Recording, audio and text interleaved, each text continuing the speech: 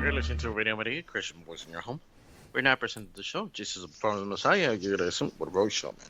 Hi, this is Roy Shulman, and welcome again to Jesus, the Promised Messiah of Judaism, the show on Radio Maria that celebrates the Jewish roots of the Catholic Church, or seen the other way around, that celebrates the fulfillment, the full realization of all of the promise of Judaism in the Catholic Church and her sacraments. I'm going to do something a little bit different on today's show. As many of you probably know, I am a Jewish convert to the Catholic Church, a Jewish entrant in the Catholic Church. And there is something that is called apologetics in the Catholic Church, which is basically giving reasoned arguments for believing in the Catholic faith. Now, much of apologetics revolves around Protestant versus Catholic apologetics, and in this form of apologetics, Catholic apologists have discussions with Protestants and show on the basis of church history and on the basis of the scriptures why the Catholic Church is actually the purest form of Christianity that Jesus left behind, and in fact the intended form of Christianity that Jesus left behind, not to diminish the value of other forms of Christianity, but that they are not the fullness of everything that Jesus wanted for mankind, which is available in the Catholic Church and the sacraments. This line of apologetics, of course, doesn't work very well with Jews, because Jews reject the New Testament as largely fictional, and therefore other approaches must be made to convince Jews of the truth of the Catholic Church. Excuse me.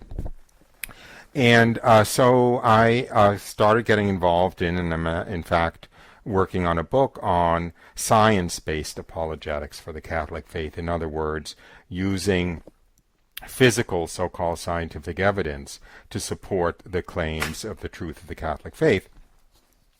Some of these have come up in passing on previous shows.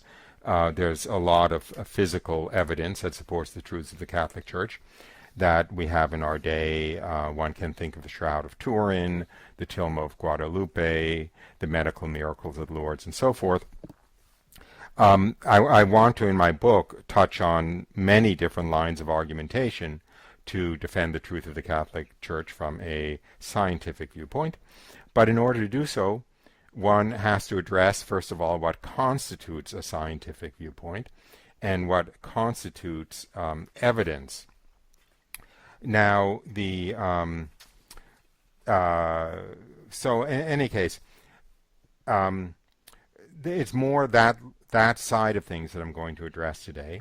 And in researching how to address this, I came across a book by G.K. Chesterton, which I had heard of. I actually had not read, and it's very worthwhile for every Christian to read. It's called Orthodoxy. And he has a number of very commonsensical arguments for the truths of the Catholic Church, beginning with the truth of the existence of God and the truth of Christianity and the truth of the teachings of Jesus and so forth.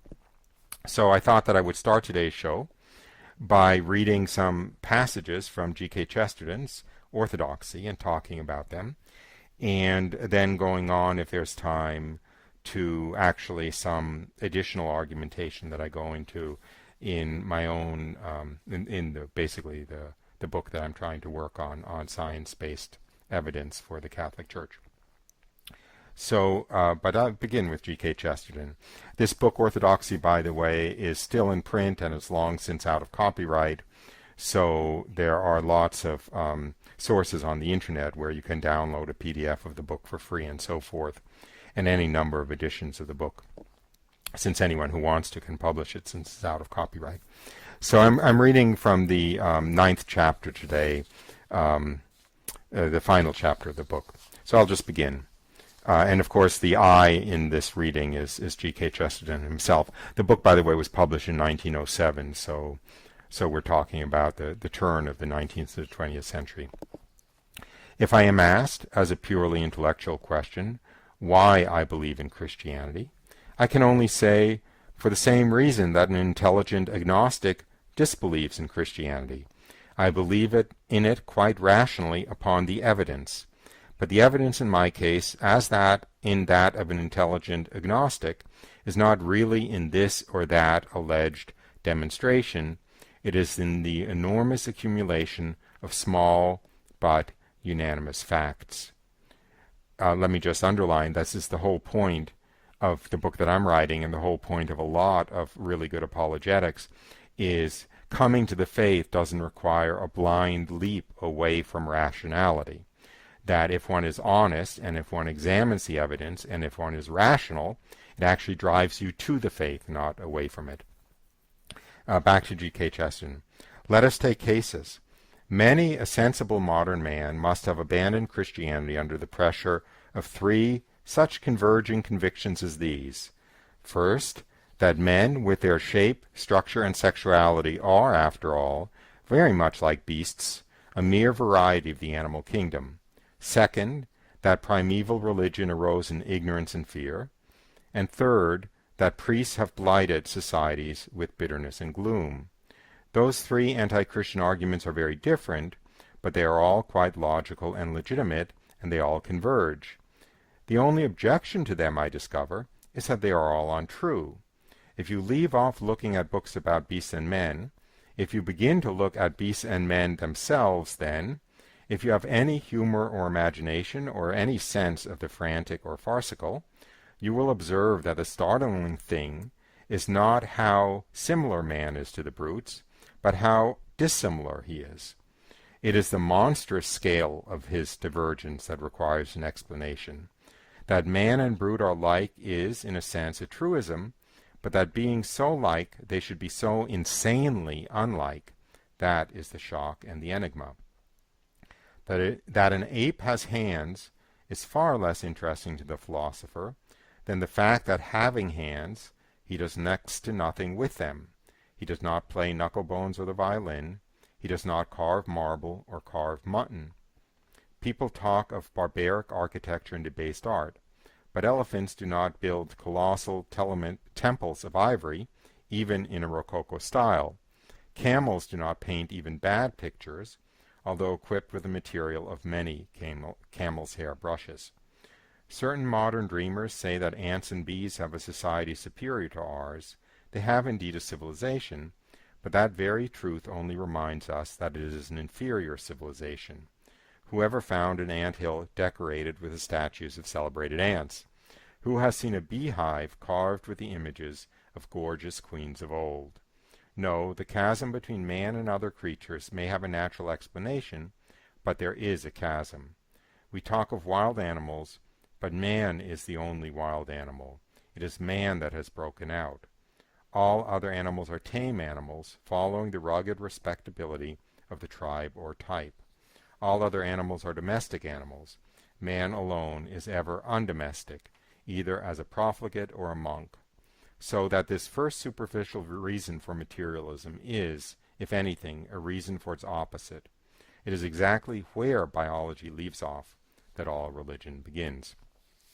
So let me just repeat. Also, by the way, let me mention that this is a live call-in show, and the number here is 866-333-6279 or 866-333-MARY, M-A-R-Y, and I will try to keep an eye on the messaging screen and to see if anyone calls in who wants to join the conversation or present a question or a disagreement. You are more than welcome to. Again, 866-333-6279. So what we see here is that G.K. Chesterton has begun by saying that there are three arguments that agnostics use against the truth of the religion and of Christianity in particular. First, that men are essentially the same as animals, or that men's similarity to animals shows their commonality and that they're not really all that distinct, that they're a mere variety of the animal kingdom, as Chesterton puts it. And he was just addressing this first, and he was pointing out that although you can look at their shape, so for instance, of the similarity between the shape of a man and an ape, that raises the question that if they're so similar in physical form, why are they so totally dissimilar in that everything that characterizes man as man is absent from the ape, whereas everything that characterizes the animal kingdom is still in the ape. So there is this qualitative gulf, chasm he calls it, between man and animal, which is reflected even in the animals that are physiologically, I could say almost superficially similar to man. And it's exactly that abyss, that chasm of difference, which is the interesting part, not the incidental physical resemblances. And given the incidental physical resemblances, the qualitative difference becomes all the more inexplicable, so to speak, if you're looking for natural explanations. Now, going on to the second argument that he cites of the agnostic and contests, is that, quote, primeval religion arose in ignorance and fear. So let me go to G.K. Chesterton about that. It would be the same if I examined the second of these three chance rationalist arguments, the argument that all that we call divine began in some darkness and terror. When I did attempt to examine the foundations of this modern idea, I simply found that there were none. Science knows nothing whatever about prehistoric man, for the excellent reason that he is prehistoric. History says nothing, and legends all say that the earth was kinder in its earliest time. There is no tradition of progress, but the whole human race has a tradition of the fall. Amusingly enough, indeed, this very dissemination of this idea is used against its authenticity. Learned men literally say that this prehistoric calamity cannot be true, because every race of mankind remembers it. I cannot keep pace with these paradoxes. So what Chesterton is pointing out here is that this rationalist argument is that religion arose out of darkness and ignorance, but in fact, to the extent that we can know what prehistoric man believed and the kind of the context in which they lived, all of the legends point not to the fact that we as mankind have arisen out of a kind of primeval darkness, but on the contrary, that we have fallen from a better primeval state, parallel to the fall of man that is taught in Christianity and is in the Bible, taught in the Old Testament, also taught in Judaism. And then skeptics say that obviously it's not true. It came into Christianity because it was prevalent in all of these other pre-existing pagan religions. And G.K. Chesterton rightly points out that usually if you have the same fact attested to by many different sources in many different places, it's used as evidence of the truth of that fact. It's not used to dismiss the truth of that fact by saying that the fact that this fact is attested to in so many different places means they must have just copied it from each other. And so he closes his little argument with the witty comment, I cannot keep pace with these paradoxes. Amen. I can't either. Anyway, the third instance that he gives, and I'll go to his words, and if we took the third chance instance, it would be the same, the view that priests darken and embitter the world. I look at the world and simply discover that they don't.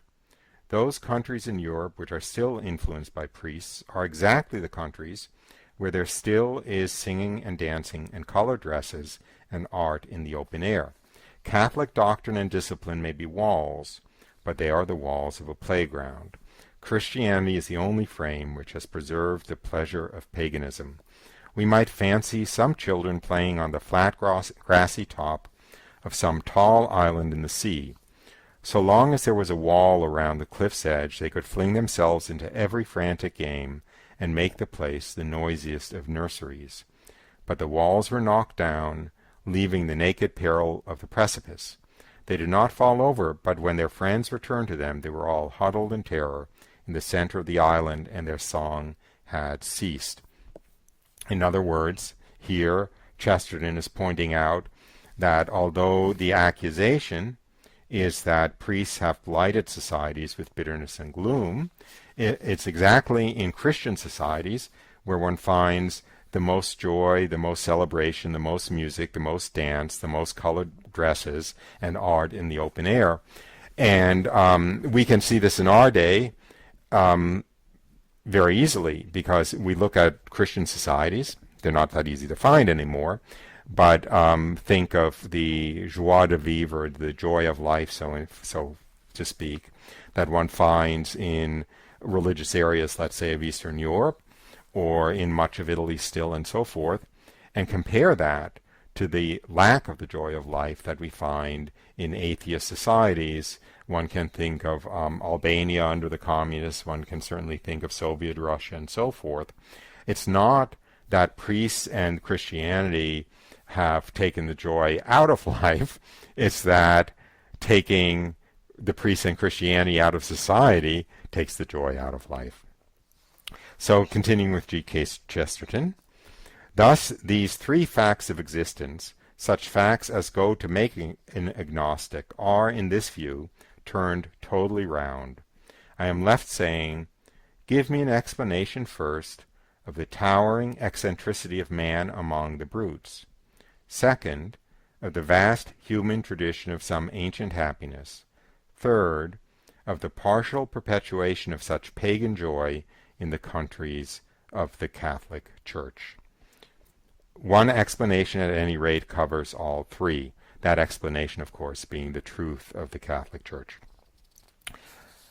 I hope this is giving some food for thought.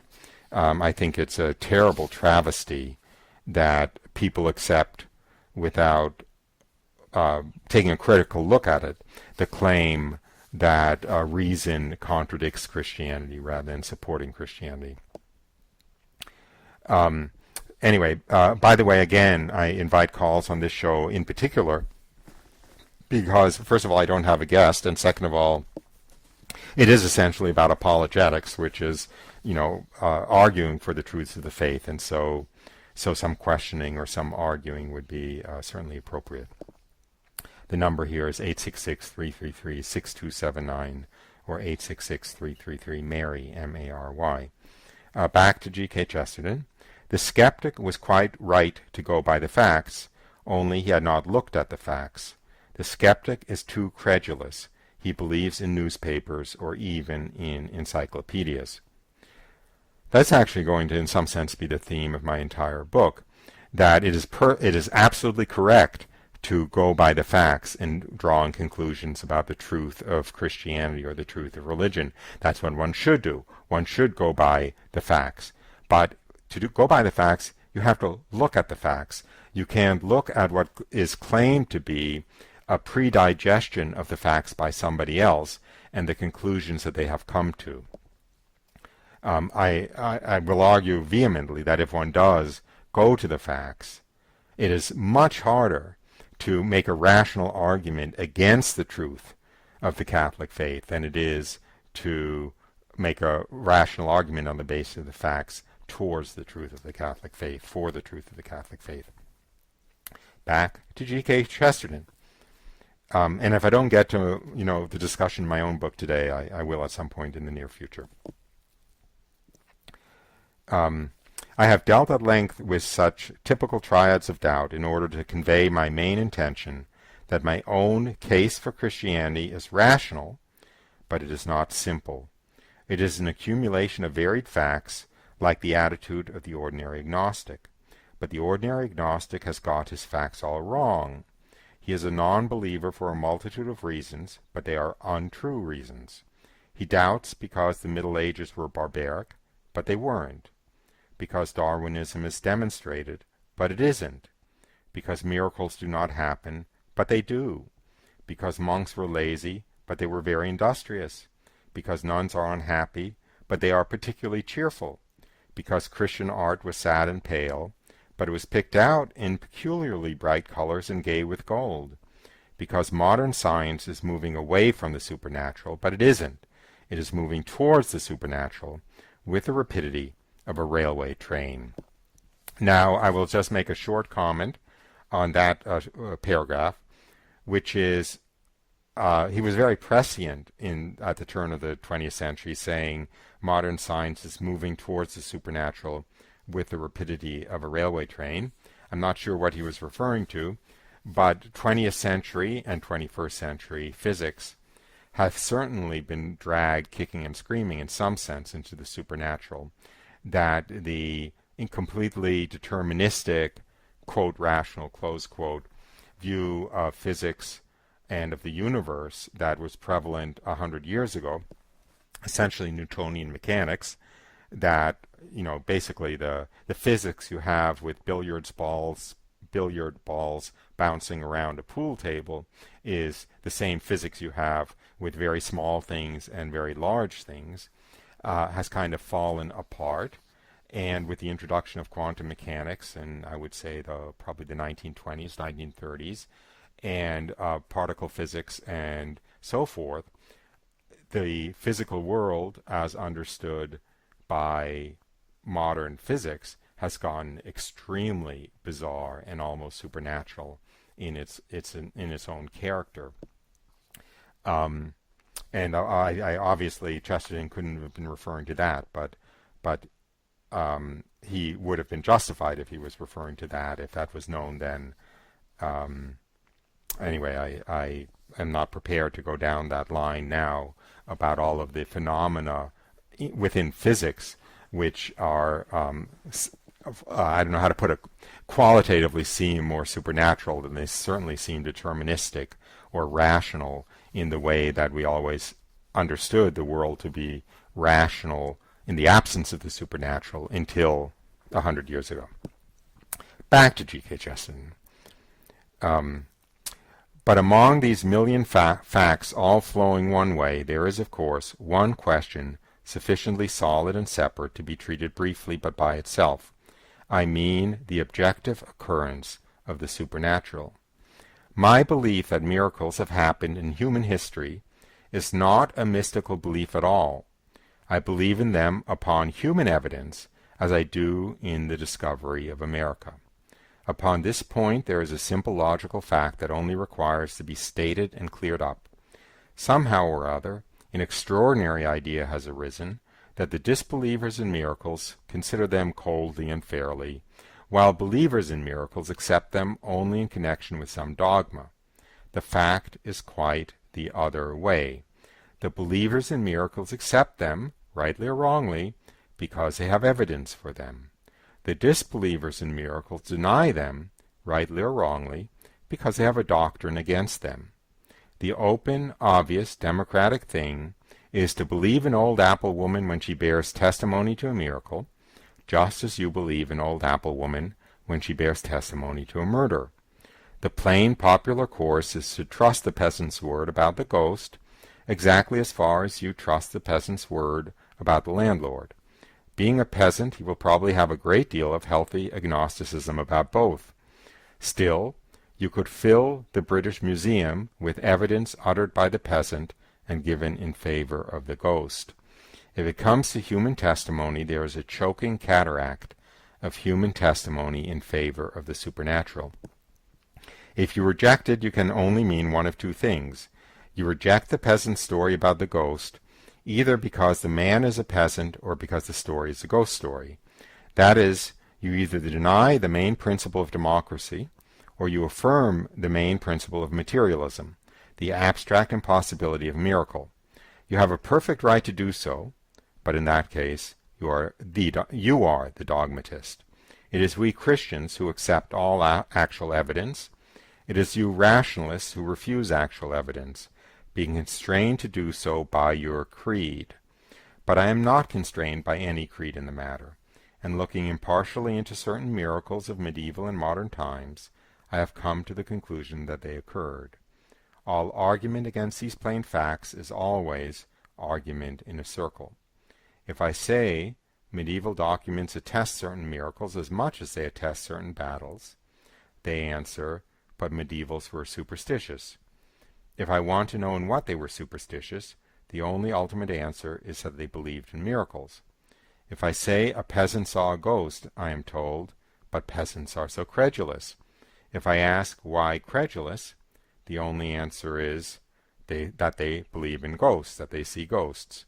Iceland is impossible because only stupid sailors have seen it, and the sailors are only stupid because they say they have seen Iceland. It is only fair to add that there is another argument that the unbeliever may rationally use against miracles, although he himself generally forgets to use it. Let me repeat that last sentence, because I actually gave the emphasis wrong. It is only fair to add that there is another argument that the unbeliever may rationally use against miracles. Oh no, never mind. Never mind. He's referring to the argument that he's going on to. Anyway, so let me just expound a little bit on what he just said, which is actually at the heart of this kind of concept of science-based apologetics. Chesterton is saying that he believes in miracles, not on the basis of mystical belief at all. He believes in them upon human evidence, the same way he believes in the discovery of America. He believes in miracles on the same basis that he believes in anything else that he believes in that he has not witnessed himself, but that he believes in on the basis of credible witnesses that confirm each other. And he points out, very logically, that people who believe in miracles do believe in them on the basis of the evidence for them. And those who do not believe in miracles do not believe in them basically because they have already decided that miracles cannot happen, and therefore it's not worthy of belief to believe in miracles. So people who do not believe in miracles are actually denying them because they have a doctrine against them. They're denying them on the basis of a dogma, of a pre-existing certain, quote, truth, close quote, that is, that miracles can't happen, and it's on the basis of that dogma that they refuse to believe in miracles. It's not on the basis of any evidence, because all of the evidence is in fact for the miracles to have occurred. I don't think it's hard to imagine, even theoretically, what evidence that a miracle did not occur would even consist of.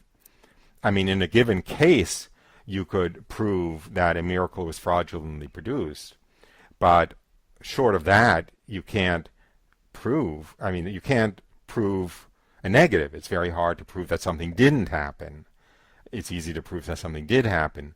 In the vast majority of cases, the only approach that somebody who disbelieves in miracles can bring to it is that they don't believe in it because it can't possibly exist, and therefore they are the dogmatist. He then goes on to an argument which is probably more relevant 100 years ago when he was making this. You hear it a little bit today, which is, if miracles exist, why are the witnesses to the miracles always ignorant peasants? It's certainly true that in the vast majority, for instance, of church-approved Marian apparitions, like the apparition at Fatima, the children were ignorant peasants who saw the Blessed Virgin Mary. That in the apparition at Lourdes, Bernadette was an ignorant peasant. In the apparition at La Salette, the children were ignorant peasants, and so forth. And what G.K. Chesterton is pointing out is that these skeptics or rationalists dismiss the evidence of the miracles because the witnesses were ignorant peasants. And he's pointing out that, look, if an ignorant peasant witnesses a murder, you don't discount the testimony because it was an ignorant peasant. In fact, in some sense, the ignorant peasant may almost be trusted to have more everyday common sense than the intellectual or the elite or whatever. You trust their testimony for a murder, you should equally trust their testimony for a miracle. You say that they're an ignorant, superstitious peasant because they claim to have witnessed a miracle, but then you're engaging in a completely circular argument which says they must be superstitious and ignorant because they say they saw something which can't possibly exist. So Chesterton is pointing out, very astutely, he doesn't need me to point out he's astute, I need him to to support my rationality, not the other way around. But in any case, he's pointing out that this dismissal of the evidence for miracles basically has three legs that it can stand on, and none of those legs hold any water, if you forgive a mixed metaphor. One leg is that the witnesses tend to be unlearned or unschooled, and that is irrelevant. Another is that they tend to be superstitious, or basically superstitious or gullible, and the only reason you're thinking they're superstitious or gullible or making that accusation is because they say they've seen a miracle, so that's a completely circular argument. And the third is if you're a dogmatist and say that miracles don't happen and therefore the evidence is worthy of being disbelieved. And I think we can see how weak all three of those arguments are.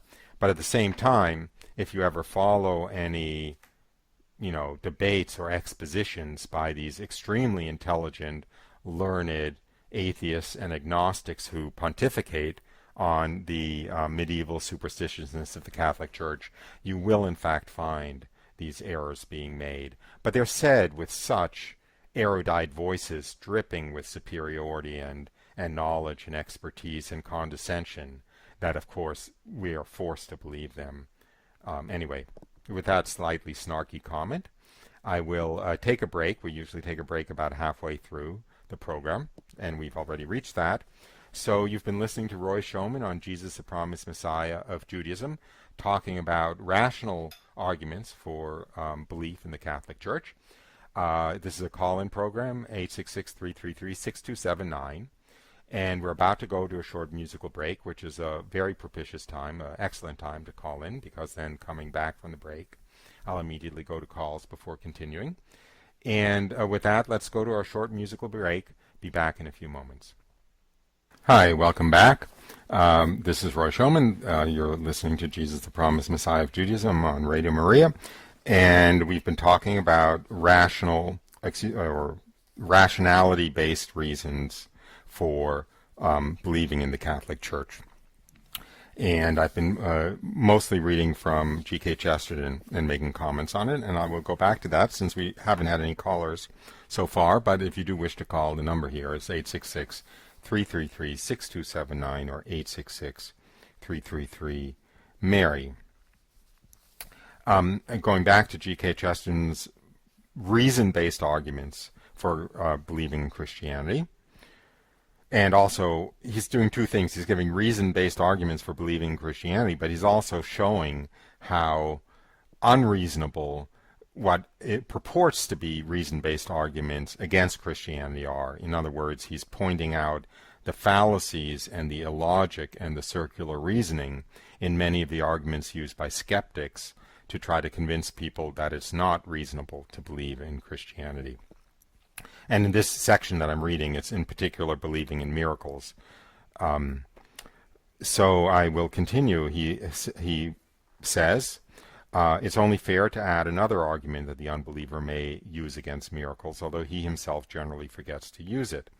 He may say that there has been in many miraculous stories a notion of spiritual preparation and acceptance. In other words, that the miracle could only come to one who believed in it. And we see this we see this in, I don't want to say most of the Christian miracles, but many of the Catholic miracles. The children at Fatima had the faith before the Blessed Virgin Mary appeared to them, obviously. And similarly with Saint Bernadette, and similarly with the children at La Salette. And many of the people, for instance, if there are hundreds of stories of people who have been visited by Padre Pio, and most of those people obviously had the Catholic faith before they were visited by Padre Pio and so forth. So G.K. Chesterton is pointing this out, and he says that the skeptic may say that in many miraculous stories there's a notion of spiritual preparation and acceptance. In short, that the miracle could only come to one who believed in it. He continues, I have a caller, and I am very happy to receive callers, so I will interrupt myself to take the call. Are you there, Denise? Yes, I am. Thank you for taking my call. Thank you for calling. Did you have a question or a comment? Yes, I'm listening to your show right now, and I tapped into Pope John Paul II's encyclical on faith and reason, and I guess I'm trying to follow along with exactly what you're saying. And by the way, I happen to love G.K. Chesterton. He's kind of a trippy dude, if you know what I'm talking about. Yeah, That's yes. a great thing. He would have been a lot of fun to be around. If I'm following you correctly, and I'm not so sure that I am, and maybe you could clarify for me, are you saying that we can believe just simply based on evidence, and that evidence is critical to our belief? Doesn't that kind of expunge any idea of faith at all? If I could just address something real quickly here, Okay. I could read from this. I mean, Pope John Paul II will definitely be able to put it into better perspective than I ever could, and we'll just take 1 minute. Would you bear with me? Sure, of course. In the first chapter of his letter to the Romans, St. Paul helps us to appreciate better the depth of insight of the wisdom literature's reflection. Developing a philosophical argument in popular language, the apostle declares a profound truth. Through all that is created, the eyes of the mind can come to know God. Through the medium of creatures, God stirs in reason, in intuition of his power and his divinity. He quotes Romans 1:20. This is to concede to human reason a capacity which seems almost to surpass its natural limitations.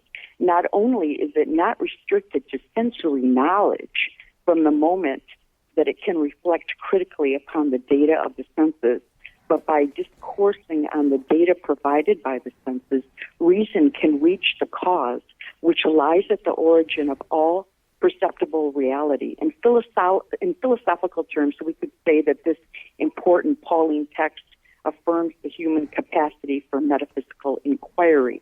According to the apostle, it was part of the original plan of the creation that reason should, without difficulty, reach beyond the sensory data to the origin of all things. I've needless. I understand that, and I buy it 1,000%. And if I were capable of it, I mean, in the book, I'd like to actually do what he's talking about, but it would take some work.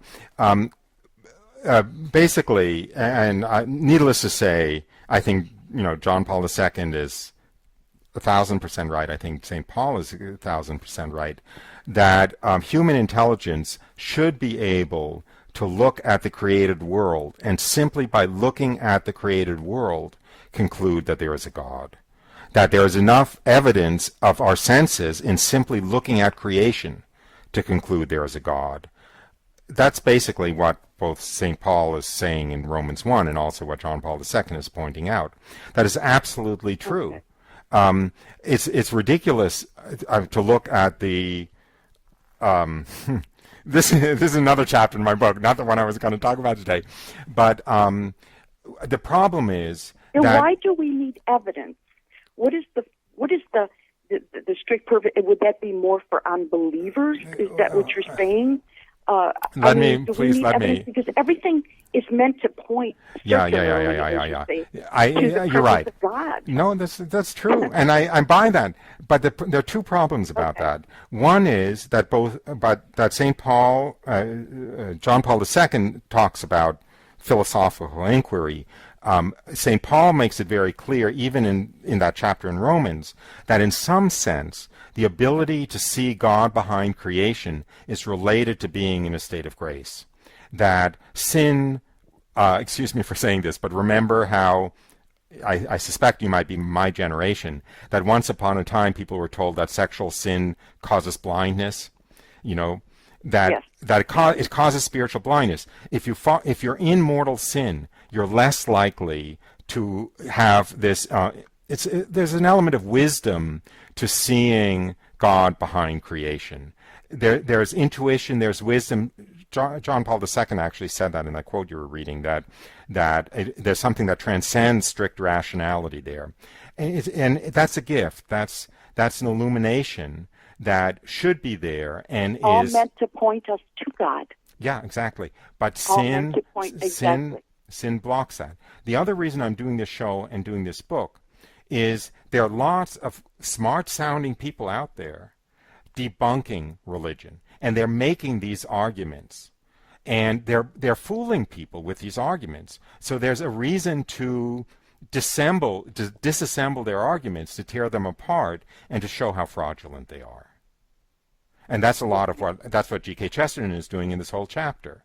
Is he's pulling apart the arguments of atheists who are trying to convince people that it's irrational to believe in religion. And that's a little bit separate from what John Paul II is talking about and what St. Paul is talking about. You see that, right? Yes. I'm going to step away from my phone so that I can further listen to you. Okay, I'm sorry. And I'm going to look forward to the book. And I enjoy your Saturdays very much so. And if you ever get the chance to talk a little bit more about Hasidic Judaism, I've been very interested in it lately. Okay. And I'm not thinking about doing the opposite conversion, Catholicism to Judaism, but there are people that have done it. They find a certain beauty in it. But if you ever get a chance to point out when Jesus said, there will not be one stone on top of the other, maybe you could answer the question on an appropriate time of why we are praying in front of the Wailing Wall when some say that that is actually the Antonio Wall, part of the Roman fort. You know where I'm going. I will answer that right now, because no one says that the Western Wall was part of the temple. They say it was part of the earthworks that Herod put up to create a flat platform large enough to put the temple on top. Nobody is confused about that. They're not saying it's part of the temple wall? No one. No one. No one. Really. Okay. Believe me. What happened was the temple was very large, and it needed a plaza. It needed a large flat surface to build a temple on.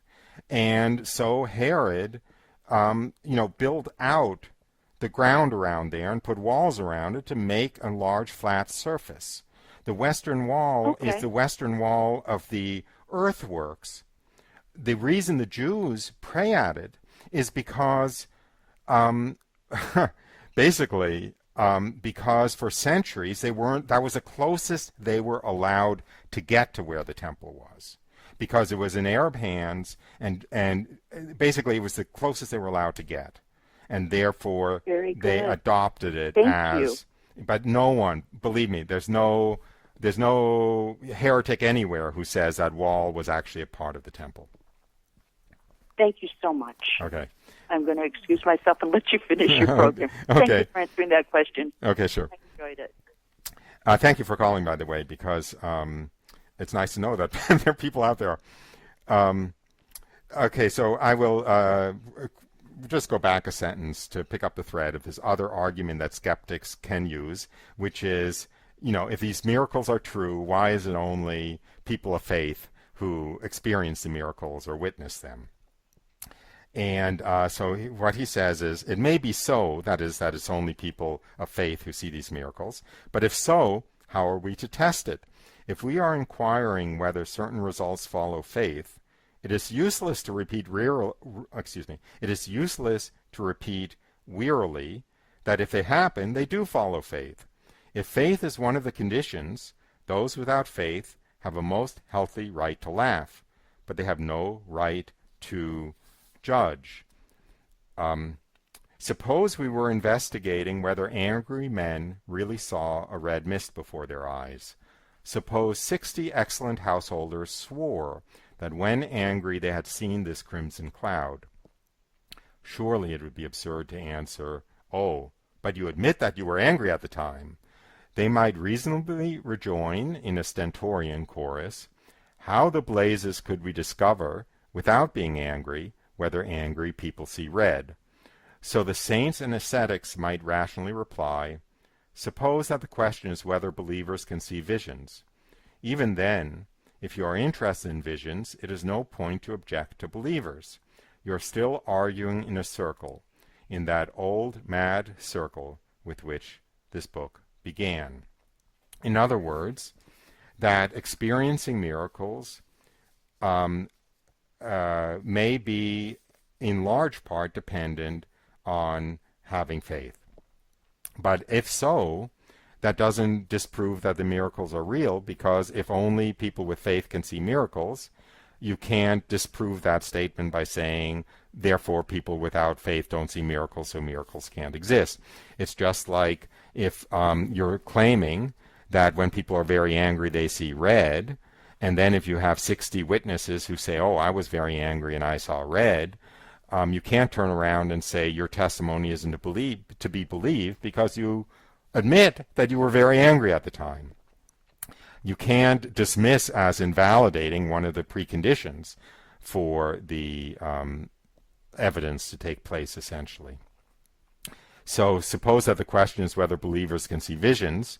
If then you are interested in visions, it is no point to object that those who see them are believers. You're still arguing in a circle.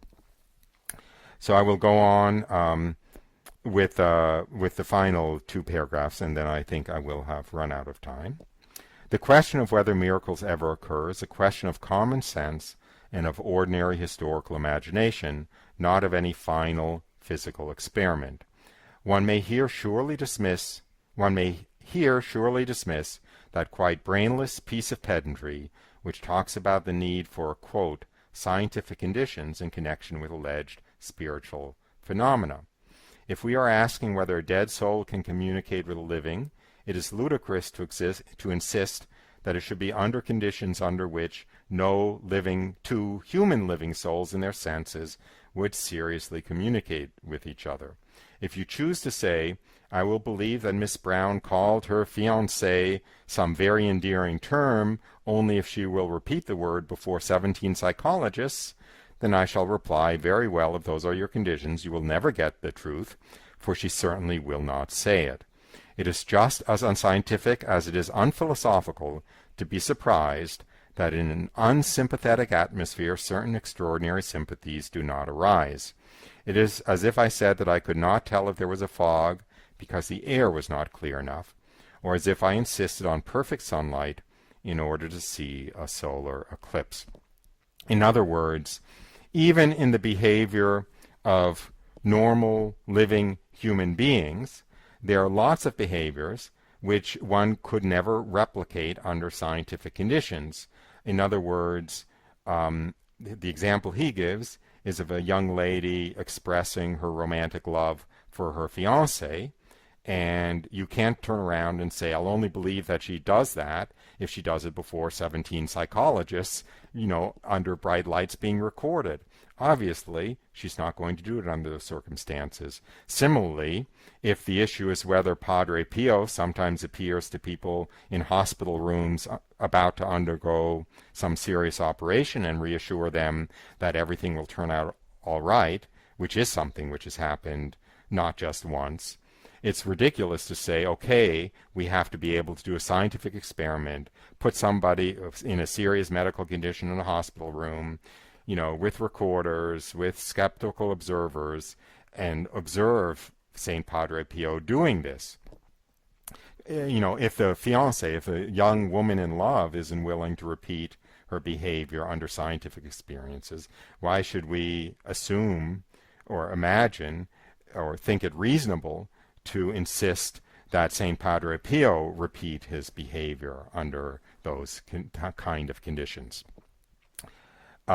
Finally, and I will not read the text because I don't have enough time, but his final point is it's ridiculous also to object to the existence of miracles on the basis that some miracles are fraudulently produced. In other words, that there are hoaxers or fraudsters that hoodwink people into believing in certain miracles, fake faith healings, or so forth, and that since these frauds exist, therefore it's unreasonable to believe that the real thing exists. And he points out, I hope we may dismiss this argument against wonders, attempted as the mere recapitulation of frauds, of swindling mediums or trick miracles. That is not an argument at all, good or bad. A false ghost disproves the reality of ghosts exactly as much as a forged banknote disproves the existence of the Bank of England. In other words, the fact that there are forged banknotes doesn't disprove the fact that they are genuine banknotes, that genuine banknotes exist. In fact, it gives evidence that genuine banknotes exist. And the fact that there are fraudulently produced medical faith healings, so forth, no more than that disprove the fact that there are real ones. And in fact, G.K. Chesterton is suggesting that it's exactly the fact that there are real ones that inspire the fraudsters to forge them, to make fake ones in order to swindle.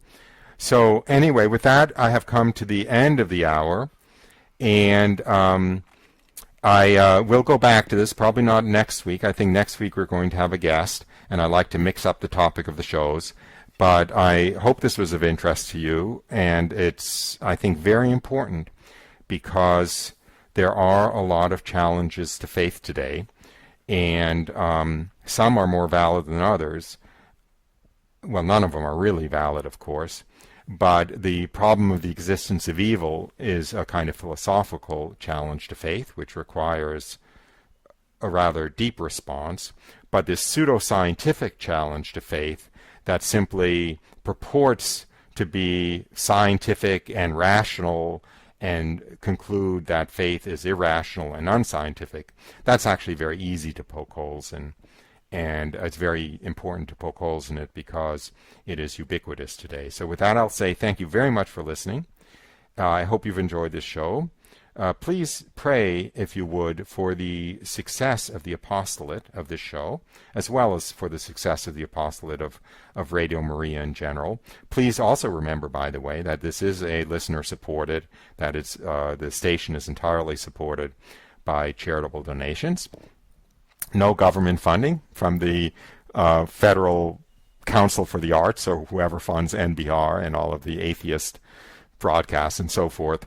And most of the people involved in this station, and I believe all of the presenters, do it as a ministry without any recompense.